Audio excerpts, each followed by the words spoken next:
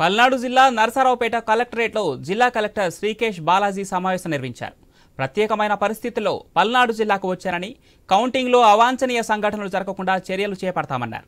జిల్లాలో చాలా చోట్ల ఎన్నికలు సజావుగా జరిగాయని, కొన్ని చోట్లే హింసాత్మక ఘటనలు జరిగాయన్నారు కలెక్టర్. 7 నియోజకవర్గాల్లో హింసకు పాల్పడిన వారిపై చర్యలు తీసుకుంటామన్నారు. 7 అసెంబ్లీ నియోజకవర్గాలకు, 1 పార్లమెంటుకి గాను 196 కౌంటింగ్ టేబుల్స్, 700 మంది సిబ్బందితో కౌంటింగ్ నిర్వహిస్తున్నామన్నారు. జిల్లాలో మొత్తం 15,85,000 మంది ఓట్లు పోలైనట్లు వెల్లడించారు.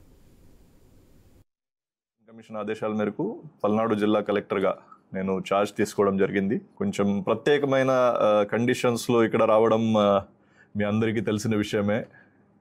ఎప్పుడు లేని విధంగా జనరల్గా ఎలక్షన్ కమిషన్ ద్వారా కలెక్టర్స్, ఎస్పీలు మారడం, పోల్ తర్వాత జరగడం చాలా తక్కువ ఉంటుంది.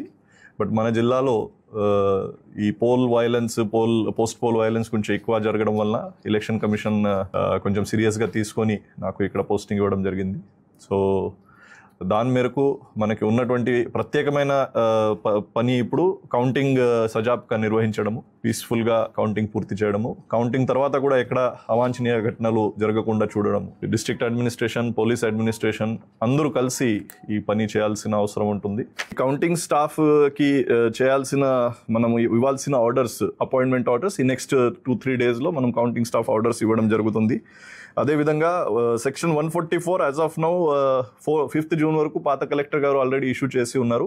సో అదే కొనసాగించడం జరుగుతుంది. దాంట్లో కూడా ఏమైనా ఫీడ్బ్యాక్ తీసుకొని లోకల్ అడ్మినిస్ట్రేషన్ నుంచి తహసీల్దార్స్, ఎస్హెచ్ఓస్, ఈవెన్ మిగతా అందరిది కూడా ఫీడ్బ్యాక్ తీసుకొని ఎలా జరుగుతుంది, కరెక్ట్గా జరుగుతుందా లేదా, ప్రజలు ఏమైనా ఇబ్బంది పడుతున్నారా ఆ విషయంలో కూడా పరిశీలించడం జరుగుతుంది. ప్రజలకి ఇబ్బంది జరుగుతున్నా కూడా మన శాంతి భద్రత కోసం ఇది తీసుకున్నటువంటి చర్యలు కాబట్టి అందరూ సహకరించి